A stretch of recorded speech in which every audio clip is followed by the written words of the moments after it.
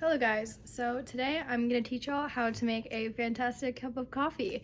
Some credentials I have for this is I was a barista for about a year at a Turkish coffee shop where we specialized in making different kinds of coffee with different roasts. So I have a lot of experience under my belt to be talking about this. So every morning you get up and what's the first thing on your mind? Coffee, caffeine, tea, whatever you prefer. Personally, I'm a tea drinker. I also tend to like coffee sometimes. However, I'm very knowledgeable on the subject. So I'm going to be teaching y'all how to do this. Step 1, choose your roast. Also, choose your bean as well, because the bean that you choose, it like from where it's from in the world, it usually has different underlying flavors. They're all going to be different. Also, if you're wanting a light roast, it's going to be more flowery, more fruity, a little bit more acidic. If you're going to go for a medium roast, it's going to be a mixture of acidic but also not acidic. So it's like in the middle, and it's also going to have some caramel notes and it's going to have some fruity notes. It's going to be a really good balance. Most people go for the medium roast because it's normal. It's what most people get. It's a good balance. You're not getting one or the other. However, if you're wanting a darker roast coffee, you're going to go, it's not acidic at all. It's not acidic at all. You're also going to be having more like caramel, more chocolatey, more deep, more dark. A lot of people like dark roasts. I feel like light roasts are probably the ones people don't go for because it is acidic. You have to really like coffee to do that. So next, you're going to choose what like grind size you want for your drink. This kind of has to do with what kind of drink you want. Usually like an espresso is a 1, so it's a smaller grind, and then a cold brew or something would be like a 10 or a 9. So it really just depends. Espresso is thinner, it is stronger. It also is made with, espresso is in lattes. You use espresso in lattes. In iced coffee, for example, you wouldn't use espresso. That's the major difference between them. But I'm going to get into that right now because I'm going to we'll tell you the different types of coffees you can make. So first we got a latte.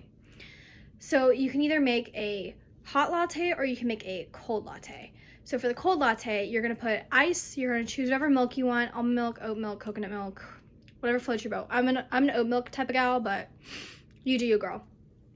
So then on top of that, you're going to put your espresso shot. And if you want syrup, usually you would mix the syrup with the espresso shot. It just makes it stronger.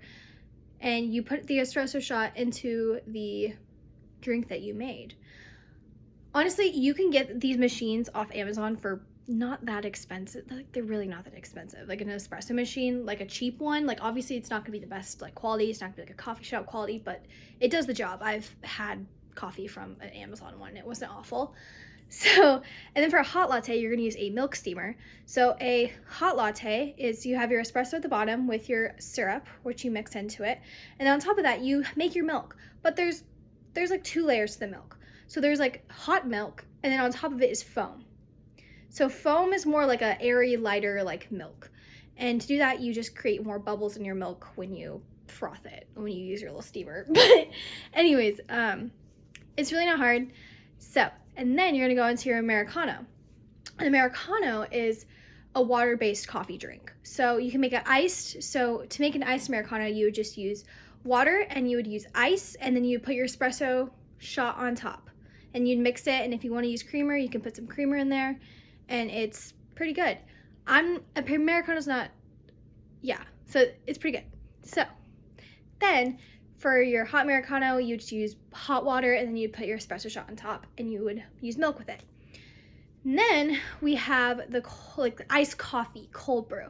This is very popular. A lot of people really like this because it's kind of like hot coffee. Like when you make hot coffee in the morning, it's the same type of thing, but it's basically just cold.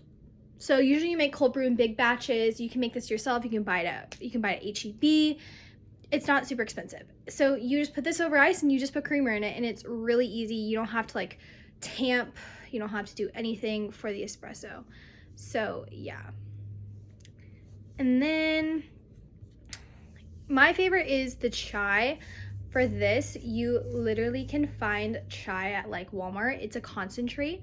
So usually you put the chai in like a mug, and then you can put some milk on top, and then you put some ice in it, and you put some vanilla in it, and you mix it up. You want to do about a 50-50 ratio of the milk to the chai, and that's all you need. And you can seriously make chais. Like, I buy the Dutch Bros chai, which is literally just Oregon chai from Walmart, and it's the same thing. So yeah, but anyways, that's like kind of how you make all this stuff. It's really not hard. You can do it yourself. Stop spending $10 at Starbucks is all I have to say.